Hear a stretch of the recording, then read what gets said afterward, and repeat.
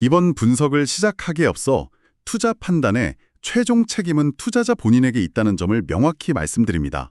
저희는 단순 참고용 정보나 분석을 제공할 뿐 특정 종목이나 섹터에 대해 매수나 매도를 절대 추천하는 것이 아닙니다. 안녕하세요. 오늘 저희가 좀 깊게 들여다볼 기업은 리시아 모터스입니다. 티커 심볼로는 LAD죠. 네, LAD. 2025년 10월 24일 종가가 331.60달러였고요. 전날보다 한 2.11% 정도 올랐더라고요. 근데 뭐 단순히 하루 주가 오르고 내리고 이걸 보려는 건 아니고요. 그렇죠. 그보다는 이 기업이 가진 본질적인 가치, 또 어떤 사업 전략을 가지고 있는지, 그리고 좀 더 크게 봐서 경제 전체 흐름 속에서는 어떤 위치에 있는지, 이런 것들을 좀 종합적으로 살펴보는 게 중요하겠죠. 맞습니다. 그래서 저희가 스킹얼파닷컴이나 유튜브, 마켓빗닷컴 같은 여러 자료들을 좀 샅샅이 훑어봤습니다. 분석가들 전망까지 포함해서요. 네, 그래서 이번 분석의 목표는 방금 말씀하신 그 자료들을 토대로 해서 리시아 모터스의 펀더멘털, 그러니까 기본적인 재무 상태부터 시작해서요. 그들이 구체적으로 어떤 사업 전략을 쓰고 있는지, 또 이 회사를 둘러싼 자동차 산업 환경이나 거시경제 같은 외부 요인들, 그리고 뭐 기술적인 분석 관점까지도 좀 유기적으로 연결해서 보려고 합니다. 그러니까 다각도로 조망해보겠다. 이런 말씀이시군요. 네, 단순히 그냥 정보만 나열하는 게 아니라 그 안에 숨어있는 핵심적인 통찰들, 그런 것들을 좀 같이 찾아가 보는 시간이 되면 좋겠습니다. 좋습니다. 그럼 가장 기본부터 시작해볼까요? 펀더멘탈, 기업의 체력이라고 할 수 있겠죠. 최근 LAD 주가가 괜찮았던 배경에는 역시나 탄탄한 실적이 있었던 것 같아요. 네, 맞습니다. 결국 기업의 재무 성과가 성장의 가장 확실한 증거 아니겠습니까? 리시아 모터스는 이 부분을 아주 명확하게 보여주고 있죠. 특히 최근 실적 발표는 시장 기대를 훨씬 뛰어넘는 그런 수준이었어요. 네, 저도 숫자 보고 좀 놀랐는데요. 2025년 3분기 실적을 보니까 주당 순이익, EPS라고 하죠. 이게 9.50달러가 나왔는데 시장에서는 원래 이것보다 한 0.89달러 정도 낮게 예상했었거든요. 와, 0.89달러나요? 꽤 큰 차이네요. 네, 꽤 크게 웃던 거죠. 매출도 마찬가지예요. 96억 8천만 달러. 이것도 전년 같은 기간보다 한 4.93% 늘어난 건데 역시 예상치를 넘었습니다. 매출과 이익 모두 예상을 상회했다. 근데 이게 뭐 한 번 반짝하고 끝난 게 아니라는 점이 더 중요해 보여요. 아, 그렇죠. 그 점이 중요합니다. 바로 직전 2분기 실적도 기억해보면요. 그때도 매출이 96억 달러로 거의 역대급이었고 조정 EPS는 10.24달러였거든요. 이게 전년 동기 대비해서 무려 30%나 급증한 수치였습니다. 와, 30% 엄청나네요. 네, 이렇게 계속해서 시장 예상을 뛰어넘는 실적, 우리가 흔히 어닝 서프라이즈라고 부르는 현상이 반복된다는 건요. 이게 단순한 운이 아니라는 거죠. 그렇죠. 뭔가 이유가 있겠죠. 네, 회사가 내부적으로 비용 관리를 굉장히 효율적으로 잘 하고 있다는 증거이기도 하고, 동시에 또 시장에서 점유율을 계속 성공적으로 늘려가고 있다는 아주 강력한 신호로 봐야 합니다. 당연히 이건 투자자들 입장에서는 신뢰를 가질 수밖에 없는 핵심 요인이 되는 거고요. 앞으로의 전망에 대한 시장의 시각도 꽤 긍정적이더라고요. 월스트리트 분석가들 예상을 보니까 리시아 모터스가 이번 회계연도에는 주당 한 34달러, 그리고 다음 회계연도에는 주당 40달러 정도 순이익을 기록할 거다 이렇게 보고 있더군요. 네, 그 수치들이 의미하는 바가 크죠. 향후에도 수익성이 계속 개선되고 성장세가 이어질 거라는 시장의 어떤 합의, 즉 컨센서스가 형성되어 있다는 뜻이니까요. 단순히 경기가 좋아서 반짝하는 게 아니라 꾸준히 성장할 거라는 기대감이 있다는 거군요. 정확합니다. 그러니까 리시아 모터스는 뭐 그냥 좋은 시장 상황에 운 좋게 편승하는 그런 기업이 아니라 자기들만의 확실한 경쟁력을 바탕으로 해서 지속 가능한 이익을 만들어낼 능력을 갖추고 있다. 이걸 이제 재무적으로 증명하고 있는 셈이죠. 이 강력한 펀더멘털이 모든 사업 전략의 기본 바탕이 된다고 볼 수 있습니다. 네, 펀더멘털이 탄탄하다는 건 이제 알겠습니다. 그럼 이제 그 다음 질문으로 넘어가야겠죠.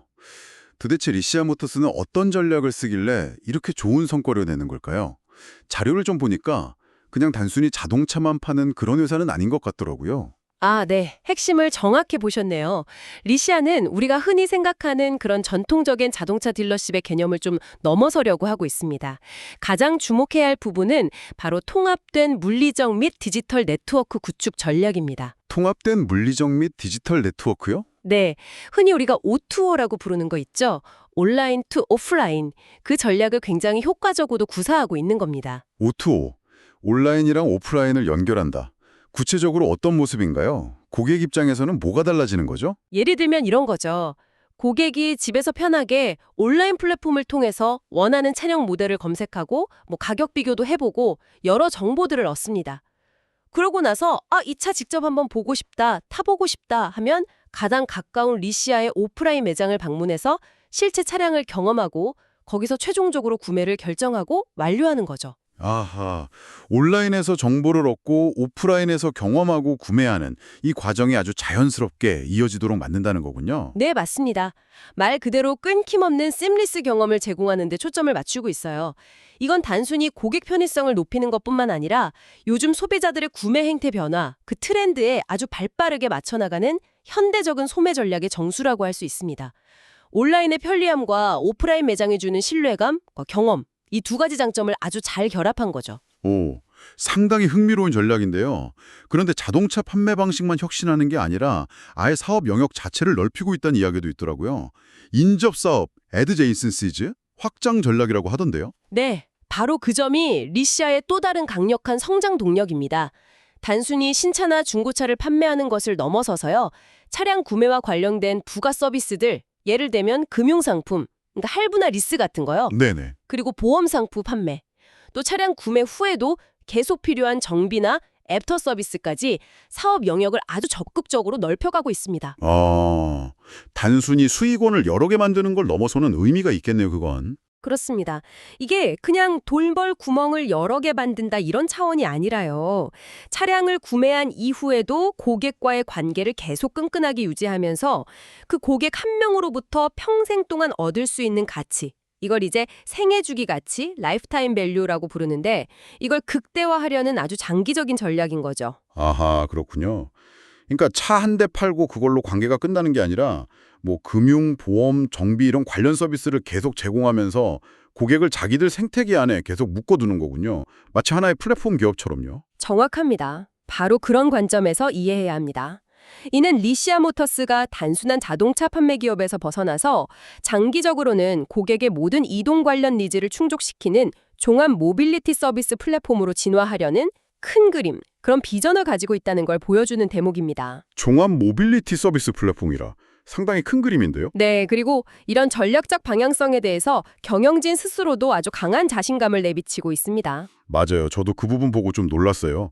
경영진이 인터뷰 같은 데서 현재 주가는 우리 회사의 본질 가치에 비해 너무 낮게 평가되어 있다. 심지어는 지금이 엄청난 매수 기회, tremendous buying opportunity다. 이렇게까지 표현을 했더라고요. 이건 뭐 거의 대놓고 싸다고 말하는 수준 아닌가요? 그렇죠. 상당히 이례적이고 강한 메시지죠. 이게 뭐 그냥 입에 발린 소리, 립 서비스 차원이 아니라 앞으로 자사주 매입이라든지 배당 확대 같은 좀 더 적극적인 주주환원 정책을 펼칠 수도 있겠다. 이런 가능성을 시사하는 발언으로 해석해 볼 수도 있습니다. 아, 그럴 수도 있겠네요. 네. 그만큼 회사 경영진이 자신들이 추진하고 있는 장기 성장 전략과 현재 회사의 가치에 대해서 얼마나 강한 확신을 가지고 있는지를 아주 잘 보여주는 대목이라고 할 수 있죠. 이런 자신함은 결국 자신들의 전략 실행 능력에 대한 믿음에서 나온다고 봐야 할 것 같습니다. 네. 탄탄한 펀더멘털 위에 혁신적인 O2O 전략과 사업 다각화라는 구체적인 실행 계획까지 리시아 모터스의 내부적인 강점은 잘 알겠습니다. 하지만 아무리 회사가 잘한다고 해도 외부 환경의 영향을 무시할 수는 없잖아요. 리시아 모터스를 둘러싼 산업 환경이나 거시경제 상황은 좀 어떤가요? 자료들을 보면 기회 요인도 있지만 동시에 위험 요인도 만만치 않아 보이던데요. 맞습니다. 현재 자동차 산업과 거시 경제 환경은 정말 여러 요인들이 복잡하게 얽혀 돌아가고 있죠. 기회 요인부터 한번 살펴볼까요? 첫 번째로는 하이브리드 차량 수요의 증가를 꼽을 수 있을 것 같습니다. 아, 하이브리드요? 요즘 전기차 EV 시장 성장세가 예전만 못하다 캐즘 현상이다 이런 이야기들이 많이 나오던데 오히려 그 반사이익으로 하이브리드 인기가 높아지고 있다는 기사를 본 것 같아요. 네, 바로 그 점입니다. 순수 전기차에 대한 초기의 어떤 뜨거운 열기가 조금 식고, 충전 인프라 부족 문제라든지 아직은 높은 차량 가격, 배터리 기술에 대한 우려 같은 좀 현실적인 고민들이 늘어나면서 소비자들이 대안에 찾기 시작한 거죠. 네네. 그런데 하이브리드 차량은 기존 내연기관차의 편리함과 주행거리를 가지면서도 연비 효율은 훨씬 높으니까 아주 매력적인 대안으로 급부상하고 있는 겁니다. 리시아 모터스처럼 다양한 내연기관차와 하이브리드 라인업을 폭넓게 갖추고 있는 전통적인 딜러십에게는 이건 분명한 기회 요인이죠. 어떻게 보면 전기차로의 전환 속도에 대한 불확실성이 오히려 기회가 된 셈이라고 할까요? 흥미로운 관점이네요. 그리고 미국 내에서 단기적으로 수요가 좀 늘어난 측면도 언급되던데요. 네, 그것도 중요한 포인트입니다. 최근 미국 행정부에서 수입차, 특히 중국산 전기차 등에 대해서 고율의 관세를 부과할 수도 있다는 가능성이 제기되면서 소비자들이 이러다 차값 오르는 거 아니야? 하는 불안감에 미리 차를 사두려는 움직임이 나타났습니다. 일종의 선수요가 발생한 거죠. 아, 가격 오르기 전에 미리 사자. 네, 그 영향으로 실제로 2025년 상반기 미국 자동차 시장 전체 판매량이 전년 대비 5.4% 성장하는 모습을 보였습니다. 아무래도 미국 시장의 주요 사업 기반을 두고 있는 리시아 입장에서는 이런 단기적인 수요 증가가 매출 증대에 긍정적인 영향을 준 요인이라고 볼 수 있습니다. 그렇군요. 기회 요인들은 잘 알겠습니다. 하지만 반대로 위험 요인들도 좀 짚어봐야 할 것 같은데요. 역시 가장 먼저 떠오르는 건 계속되는 고금리, 고물가 상황 아닌가요? 이게 자동차 시장에는 상당히 부담스러울 텐데요. 네. 그 부분이 현재로서는 가장 큰 잠재적 위험 요인 중 하나라고 봐야 합니다. 거시 경제의 불확실성이죠. 아시다시피 자동차는 고가 소비재이고 많은 소비자들이 할부 금융을 이용해서 구매합니다. 그런데 금리가 높으면 할부 이자 부담이 커지니까 당연히 구매에 망설이게 되죠. 그렇죠. 월 납입금이 확 늘어나니까요. 네. 그리고 지속되는 인플레이션 역시 문제입니다. 물가를 계속 오르면 소비자들의 실질적인 구매력이 약화되니까 자동차처럼 큰 돈이 들어가는 내구재에 대한 소비 심리가 위축될 수밖에 없습니다. 만약 이런 상황이 심화되면 자동차 산업 전반의 성장이 둔화될 수 있는 리스크가 있는 거죠. 그리고 아까 기회 요인으로 언급됐던 무역 정책의 불확실성도 이게 양날의 검이 될 수 있는 거 아닌가요? 관세 이야기가 계속 나오니까요. 가격 상승으로 이어질 가능성이 높습니다. 또 공급망에도 교란이 생길 수 있고요. 단기적으로는 가격 상승 전에 사려는 선수요를 유발하기도 했지만 중장기적으로 보면 기업 입장에서는 비용이 증가하고 소비자 입장에서는 구매 부담이 커져서 결국 시장 전체가 위축될 수 있는 부담 요인입니다.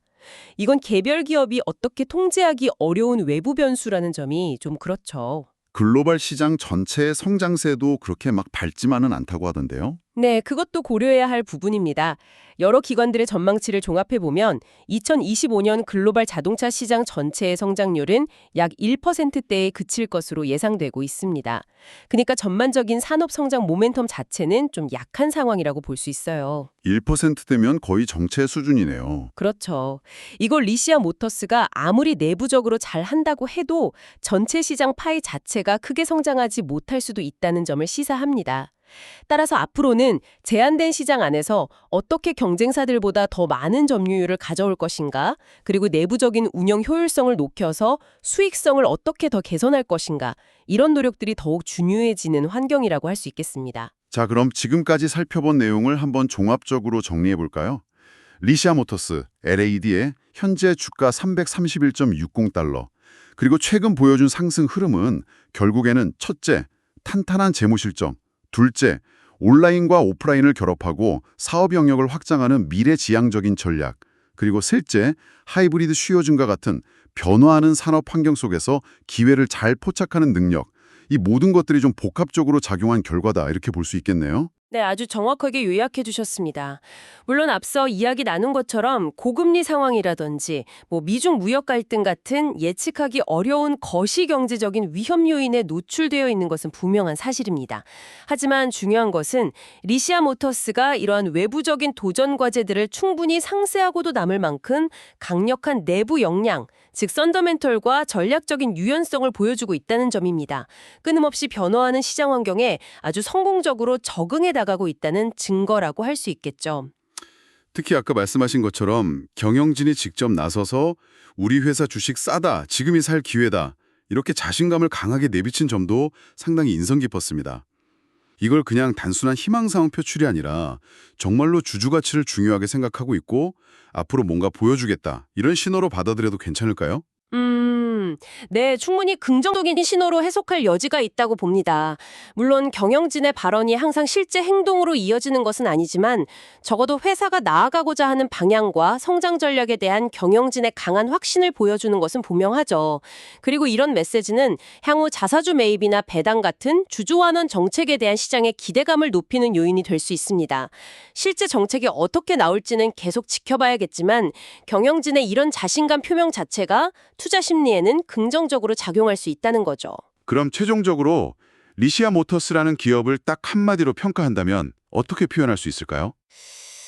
글쎄요, 한마디로 정의하기는 어렵지만 굳이 표현하자면 본질적으로 경기를 많이 타는 순환적인 특성을 가진 자동차 산업 내에서 다른 경쟁사들보다 뛰어난 운영 효율성과 미래를 내다보는 전략적인 실행 능력을 통해서 꾸준히 앞서 나가고 있는 업계 최고 베스트 오브 브리드 기업 중 하나다, 이렇게 평가할 수 있을 것 같습니다. 업계 최고 수준의 기업이다. 네, 그러니까 단순히 시장 전체의 흐름에 따라서 그냥 같이 오르내리는 것이 아니라 어려운 상황 속에서도 스스로 가치를 만들어내고 시장 변화에 능동적으로 대응할 줄 아는 기업이다, 이런 의미로 받아들이시면 될 것 같습니다. 그렇다면 현재 주가 상승은 방금 말씀하신 그런 본질적인 경쟁력과 가치가 시장에서 점차 제대로 평가받기 시작하는 과정이다, 이렇게 이해해도 무리가 없을까요? 네, 충분히 그렇게 해석할 수 있다고 생각합니다. 물론 앞으로 금리 동향이라든지 무역 분쟁의 전개 양상, 또 소비자 심리 변화 같은 거시경제 변수들이 어떻게 흘러갈지가 중요한 관건이 될 겁니다. 하지만 지금까지 리시아 모터스가 보여준 탁월한 사업 수행 능력과 전략적인 방향성을 고려해 볼 때 장기적인 관점에서의 성장 가능성 또한 충분히 높다고 판단됩니다. 네. 따라서 만약 당신께서 투자를 고려하고 계신다면 당연히 이런 거시적인 지표들의 변화를 아주 주의 깊게 살펴보셔야겠지만 동시에 리시아 모터스라는 기업 자체가 보여주는 차별화된 경쟁력, 그리고 그 전략을 실제로 실행해 나가는 능력에 좀 더 주목하실 필요가 있겠습니다. 오늘 리시아 모터스에 대해서 정말 다양한 각도에서 깊이 있는 이야기를 나눠봤는데요. 마지막으로 이런 질문을 한번 던져보면서 마무리하면 어떨까 싶습니다. 네, 어떤 질문이신가요? 만약에 말이죠, 미래에 정말로 완전 자율주행 기술이 상용화되고 그래서 사람들이 자동차를 지금처럼 소유하는 개념에서 벗어나서 필요할 때마다 서비스 형태로 이용하는 시대로 패러다임이 완전히 전환된다면 그때 리시아 모터스처럼 종합 모빌리티 서비스 플랫폼을 지향하는 기업들은 과연 어떤 새로운 기회를 맞이하게 될까요? 또 반대로 어떤 예상치 못한 도전에 직면하게 될까요? 정말 흥미로운 질문이네요. 자율주행 시대의 딜러십의 역할이라? 네. 이 부분은 오늘 우리가 다룬 내용을 넘어서서 앞으로 자동차 산업의 미래를 생각할 때 계속해서 고민해 볼 만한 아주 흥미로운 지점이 아닐까 싶습니다. 다시 한번 말씀드리지만 투자 판단의 최종 책임은 투자자 본인에게 있다는 점을 명확히 말씀드립니다. 저희는 단순 참고용 정보나 분석을 제공할 뿐 특정 종목이나 섹터에 대해 매수나 매도를 절대 추천하는 것이 아닙니다. 항상 여러분의 성공 투자를 기원합니다. 내용이 좋으셨다면 구독, 좋아요 부탁합니다.